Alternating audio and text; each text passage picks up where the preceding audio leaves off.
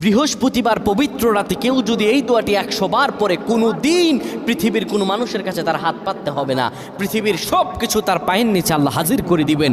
দারিদ্রতা থেকে মুক্তি দান করবেন, বিপদ আপদ থেকে মুক্তি দান করবেন, তার সম্মানকে সুউচ্চতা দান করবেন, অসুস্থতা থেকে দূরে রাখবেন। আল্লাহর অশেষ দয়া ও রহম তাকে দান করে দিবেন। সুবহানাল্লাহ। বৃহস্পতিবার রাত এটি গুরুত্বপূর্ণ রাত। এই রাত সপ্তাহে একদিন আসে।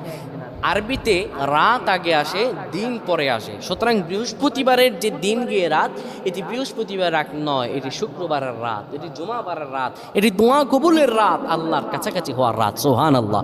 এই বৃহস্পতিবার রাত আল্লাহ তাআলা বান্দার দোয়া কবুল করেন।